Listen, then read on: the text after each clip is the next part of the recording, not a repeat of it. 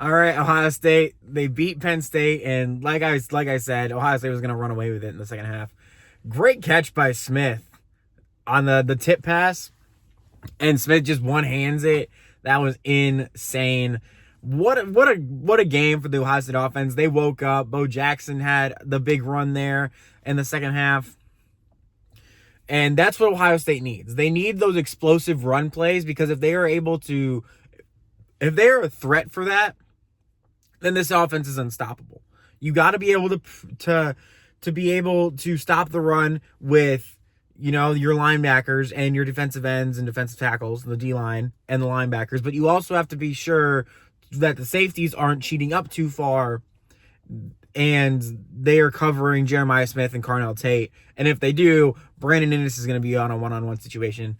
And, he has to make a play. And if Brandon Inniss isn't open, Max Clare's on a drag route somewhere, and that's an easy 5 yards.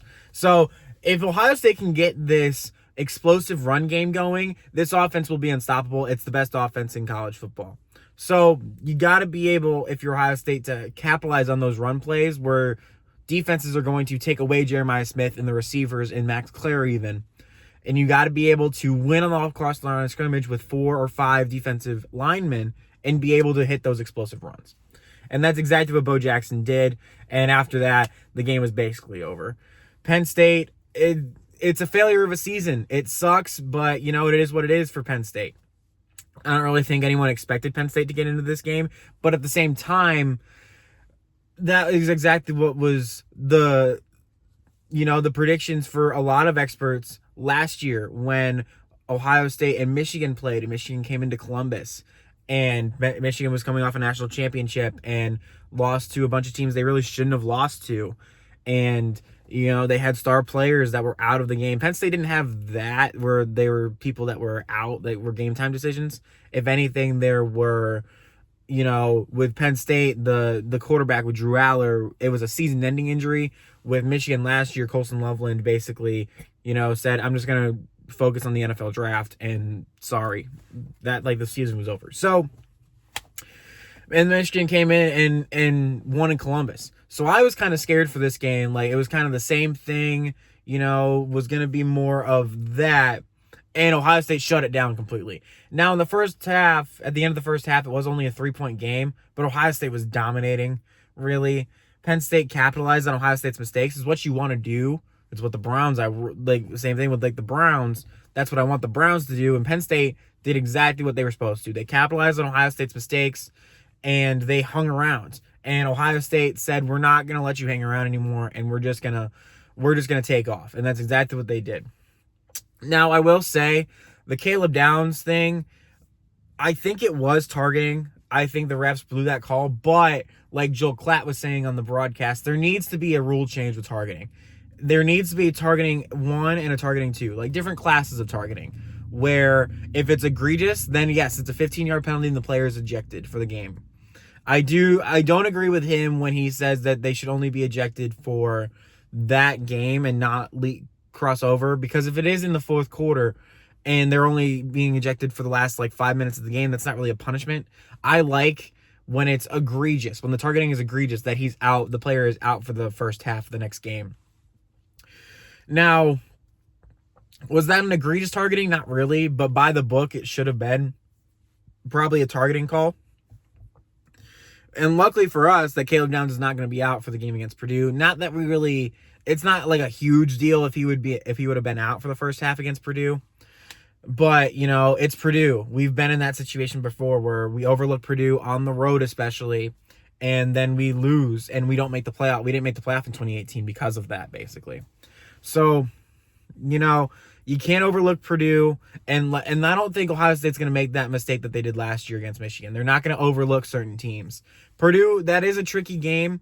I think if anything, Ohio State's going to overlook. I think we play Rutgers right before the Michigan game, and Michigan plays Maryland too. So I think Maryland and Rutgers, I think it's Rutgers, those are going to be the games that Ohio State and Michigan are going to trip on a little bit, if they're going to trip on anything at all.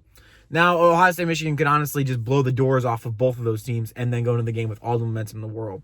That could also be a thing. So, you never know with these games. But I will say Penn State fans probably do have a gripe with the Caleb Downs thing. And it's also kind of funny that Caleb Downs, a few plays later, basically puts the game on ice and has the interception that he did in the end zone. And I even said here in my halftime stuff that Ohio State's not going to be able to get the goal line stands. And what do? They go out and get a goal line stand against Penn State to end the game again for the back-to-back years. So the game was already in hand by that time, even if Penn State did score. But, it's funny. Get the joke. It's funny. So, they were dominating on all sides. Jim Knowles, if that wasn't satisfying for us, if anything, we beat Jim Knowles, and it wasn't close.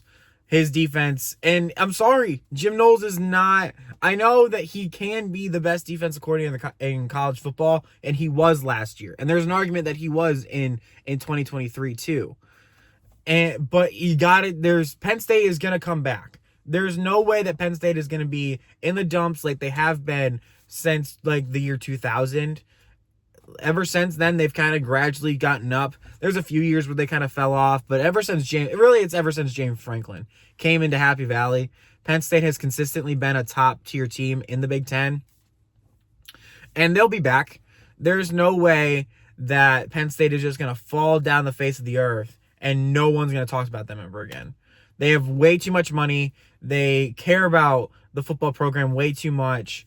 And, it's not going to happen. And the way that they're recruiting, they'll definitely be back. So Jim Knowles is going to get a year where he'll have one of the better defenses in college football. It's never going to be his first year at a team, though. He's always got to be able, there's always that learning curve. In 2020 and 2022, Ohio State, if they have a better defense against Georgia or Michigan, they win the national championship. In 2023, he had one of the better defenses in college football. In 2024, he had the best defense in college football. In 2025, he's got to get that learning curve back.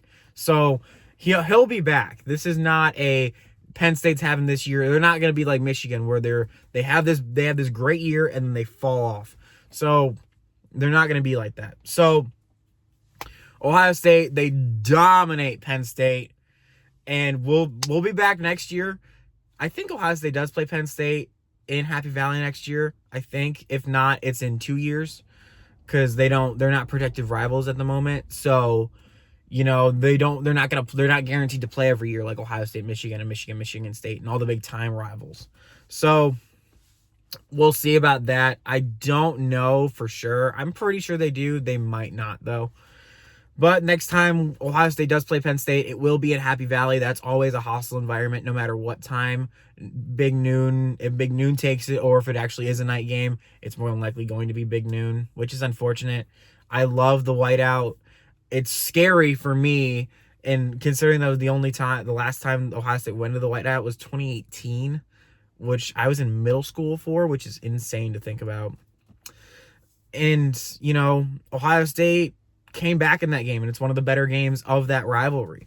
So being at the whiteout as an Ohio State fan, not being at it, but going into that game, having it being a whiteout, and there's nothing more satisfying as a road team for the fans there get up and be their loudest they've ever been and go in there and beat them. So that is also really satisfying. So as an Ohio State fan, I want to play in the whiteout to beat Penn State again.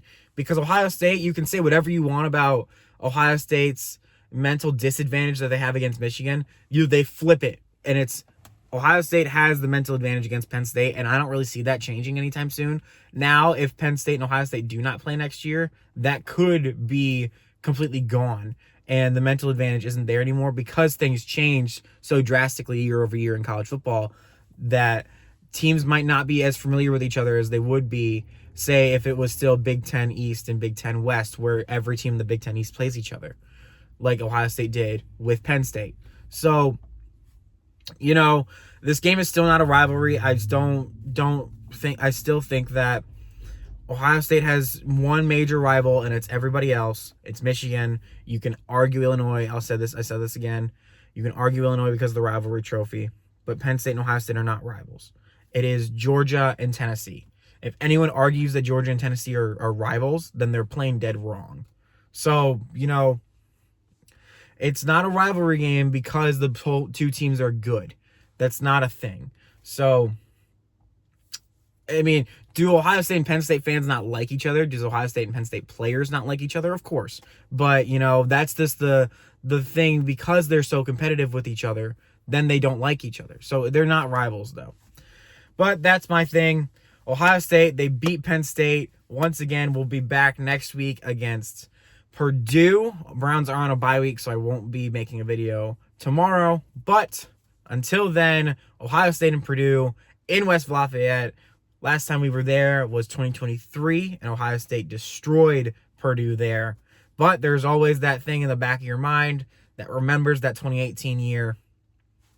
We'll see what happens there. OH.